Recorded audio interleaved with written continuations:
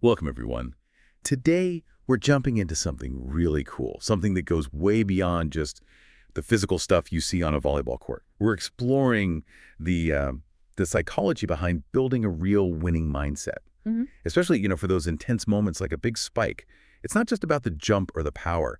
It's really about what's happening inside your head when you go for that ball. Exactly. In competitive sports, and volleyball is a prime example, the mental game is, well, it's just as vital as the physical one.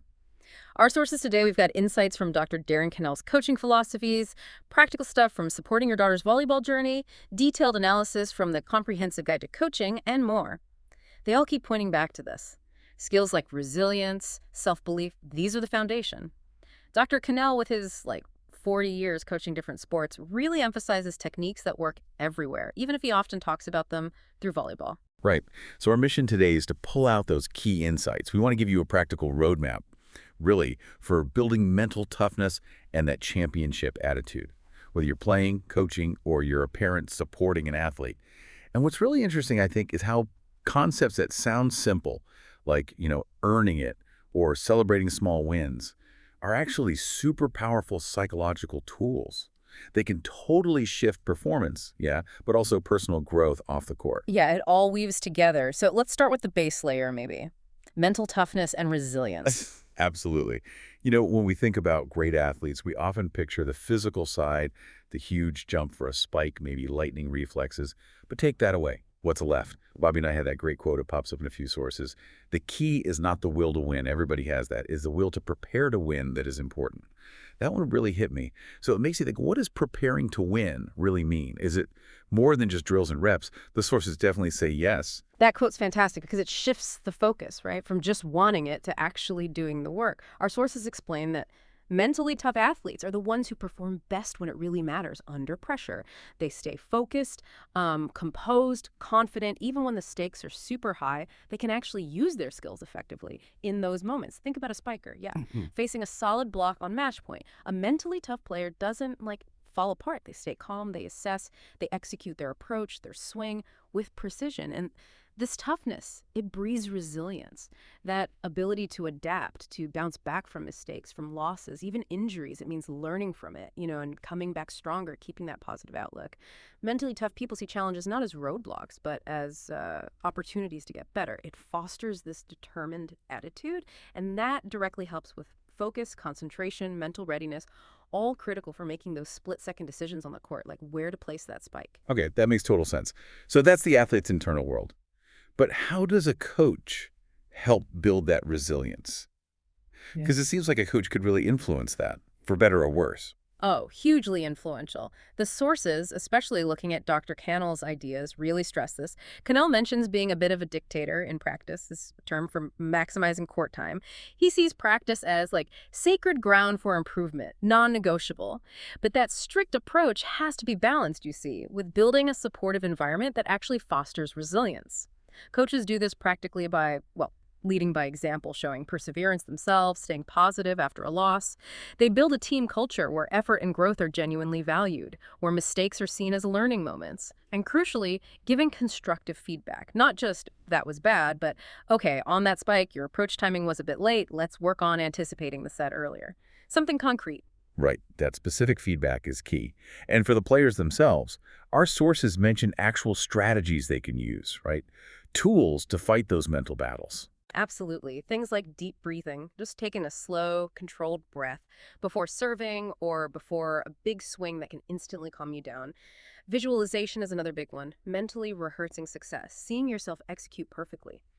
Imagine a spiker not just thinking about hitting, but actually seeing the whole thing, the approach, the jump timing, feeling that solid contact, watching the ball go exactly where they want it, vividly. Mindfulness, too, just being fully present, not worrying about the last point or the next one. It cuts down tension, boosts focus. And the sources talk about handling disappointment, like, say, getting cut from a team. Resilience means not letting that define you. Instead, it's about, okay, get feedback. Why did that happen? Use that disappointment as fuel, maybe. Set some new goals. Lean on your support network coaches, parents, friends. That way, a setback isn't the end. It's actually a chance to learn and grow stronger. That's such a vital shift in perspective, turning negatives into fuel. Which leads us nicely into the next piece, cultivating that winning attitude. This isn't just waiting for good things to happen. It's active. It's about self-belief, constant growth. Dr. Cannell nails this with his philosophy. Success must be earned, not given. He contrasts that with what he calls the instant gratification mindset of internet brats, his term for those who might quit if they don't succeed right away.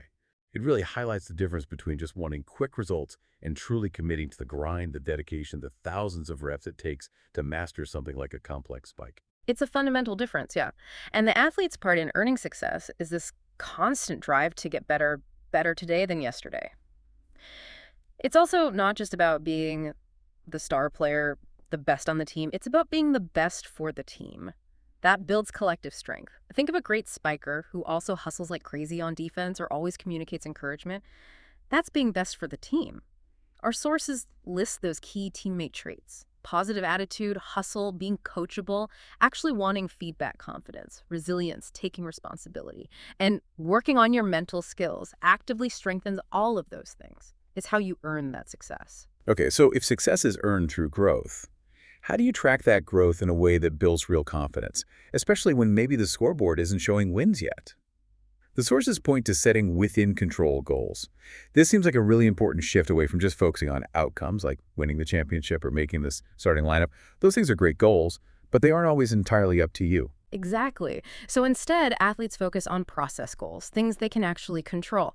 For a spiker, instead of I need 10 kills, maybe it's I will use my full approach and jump on every attack opportunity, or I will focus on snapping my wrist for topspin on every hit, or maybe after any error I make, I'll take one deep breath and reset mentally before the next point, or I'll make sure I call the set loudly and clearly every single time. These are things you can do. And achieving these process goals game after game, practice after practice, builds this internal sense of accomplishment. It builds real, sustainable confidence regardless of the final score. You feel like you're mastering the process, and that ultimately leads to better outcomes anyway. Yeah, that feels so much more empowering for the athlete. And beyond setting goals, what about continuous learning? That sense of always trying to improve, being self-aware. That's part of the winning attitude too, right? It's not just practice. Oh, definitely not just practice. It's having this hunger for improvement. Athletes should be reflecting on their performance, honestly assessing strengths and weaknesses, and, importantly, proactively asking for feedback from coaches. Don't just wait for it. And there are so many ways to learn: attending clinics, watching higher-level matches, not just watching, but studying how elite players handle situations, how spikers find openings, reading about strategy, using online videos, listening to discussions like this one. It all adds up. It goes back to Dr. Cannell's point. The day I stop learning is the day I should stop coaching. And that applies just as much to athletes. Never stop seeking knowledge, never stop trying to get better. And while the athlete is doing all this hard work, parents have a really specific and important role. The sources are super clear here. Parents need to be supporters, not extra coaches. Why is that line so important? It's absolutely critical. Hearing different instructions from the coach and then from a parent on the sideline, that just creates confusion, undermines the coach, and adds stress for the player. So instead of asking, did you win? Or how many kills did you get? Questions totally focused on results. The sources suggest parents try things like, what was one thing you felt good about today? Or what did you learn from that tough match? See how that shifts the focus. It's about effort, learning, improvement, not just the score. The best thing parents can offer is unconditional support, being a listening ear, creating that safe space where the athlete can vent about a bad game or a missed spike without feeling judged or pressured. That foundation of support sounds crucial. Which brings us nicely to our last main point, maybe one that gets overlooked sometimes. The power of acknowledging and celebrating success. It really does get overlooked sometimes in the drive for the next goal. But true success isn't just the huge wins. It's also about recognizing the small steps, the consistent effort, the progress made along the way. Our sources talk about positive reinforcement, actively noticing and acknowledging effort, improvement, achievements, however small they seem. And we're talking more than just a quick, good job, I assume. What does that look like in practice? Yeah, much more specific. Like after a spiker makes a really smart shot down the line, the coach might say, great vision finding that line shot. That was exactly the right play there, specific and timely. Or using symbolic rewards. The sources mention things like special team shirts for reaching certain goals, or even small things like the good swing or good luck pins teammates might exchange, like in the volleyball clips example. They might seem small, but these gestures boost confidence, they reinforce the right behaviors, and they help keep morale high, especially when things are tough. It's about saying, we see the work you're putting in. And it sounds like celebrating success isn't just individual, it really helps build the team, right?